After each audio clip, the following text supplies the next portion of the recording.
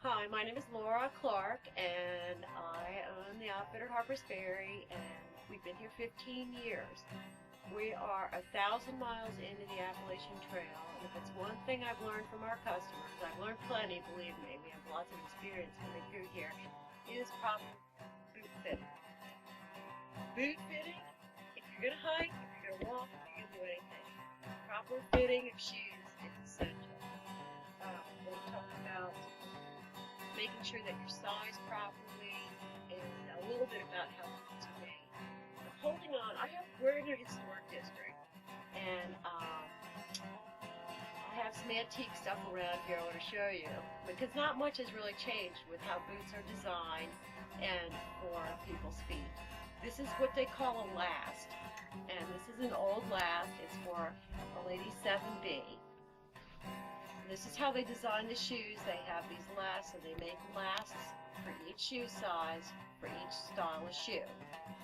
And over the years, the lasts have improved. We have wides, double wides, narrows in each shoe size for the last. This is an old-fashioned piece of gear, but it demonstrates they still use these for each shoe design. Another thing, and a lot of people come in and say, I haven't seen one of these for years. When you see one, step on it, and I'm going to show you how to measure your feet properly. This is called the Brannock device, and how the manufacturers manufacture the shoes is your foot is measured on the Brannock device, and these are designed based on the measurement from this Brannock device. So this is old-fashioned gear, but this is works great, still works, and I'm going to show you how to measure your foot. We don't want any misfits this season or any season. When your boots are misfit, you're miserable. Never buy a boot that's too small, and always try to get one that's wide enough. Okay, so this is how you do it. What you do is you start, put your foot here, and you want to make sure your heel's back in here. And what you want to measure is, here's your bone at your foot, okay? Right here. It's from here to your heel. That's really, really important. This is how the manufacturers design the shoe. They design it, the widest part of your foot this is her shoe size. She is a ladies 10, right here. See that? Ladies 10, and this is the width, and she's a regular, a B. Okay? Real important. When they design the shoes, they design it from here to here so your arch fits properly. You have nice foot too, Jen. Nice arch. Everything is good. Little slightly turned in. You could use an orthotic. That's right. You could use an orthotic to straighten this up a little bit to take care of your knees if you're going to go to Georgia. But you can't go to Georgia because you have to work. Anyway. So anyway, that's how the shoes are designed. From here to here, your arch is placed properly. And then they just throw a toe on. Jen is very, very lucky. That's okay. Now I want you to step down. Wait, no, sit down. Okay. Now, she's very, very lucky because her toe length is a 9. Her arch length or shoe size is a 10. So that way she'll always have lots of toe room. So stand up. You want to check this measurement very carefully. When some people stand up, you could see she spreads a little bit, 9.5, but she didn't have any spread this way. She's still a 10B. She's still a 10B, but you watch for that spread when you stand up. That's why it's important that you have the resting measurement and the weight down measurement. Women typically are designed to spread, to have babies. Their bones and ligaments and everything are much more flexible.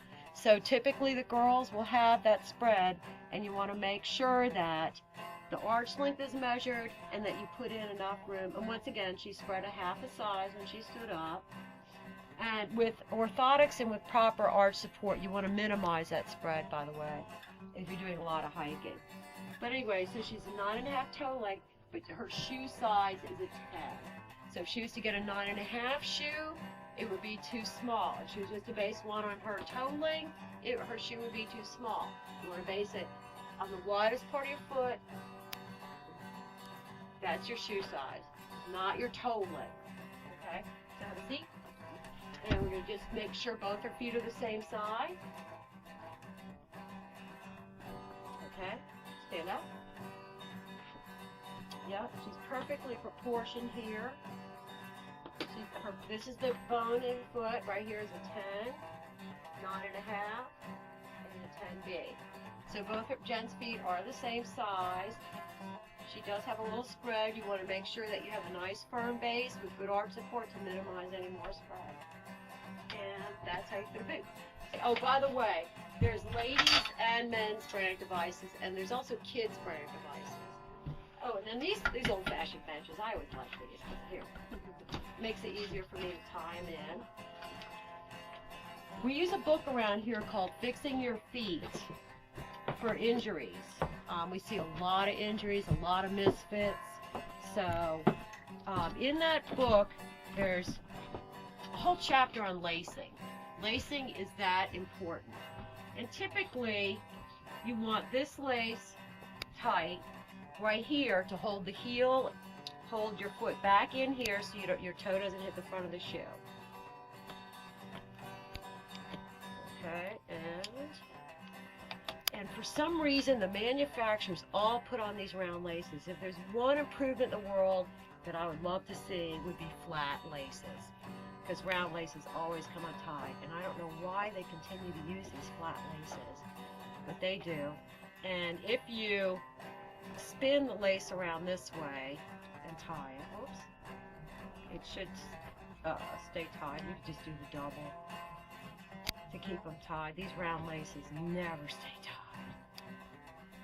Okay, so when you double lace it here, you're going to hold the heel back. And Jen's lucky because she's a 10, so you have lots of toe room, because her toe length is a 9.5. So she's got lots of toe room, okay? And the widest part of her foot is in the widest part of the shoe. Stand up. When, in the old days, some people over 40 will remember getting this done. They'll say, people will feel where the widest part of your foot is in the shoe. An old-fashioned shoe salesman would feel that. But we can measure it. You should too feel it. Another way you can tell is stand right here, is that when you do a toe bend in the shoe, and these have a good last here to keep your foot solid. You can see her toe bend is right here in the widest part of the shoe, right there below her toe.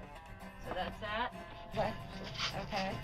So you want to make sure that the widest part of your foot is in the widest part of the shoe. I've said that 10 times. It's real important. That's why I say it so many times. And the final thing you want to do is either get on a ramp, or you can simply kick and make sure your toe doesn't hit and that you don't have forward motion in the shoe. So does your toe hit when you kick? Nope. There's plenty of wiggle room? Plenty of wiggle room. Well, she's good to go. Thanks, Jen. No problem. Take a hike.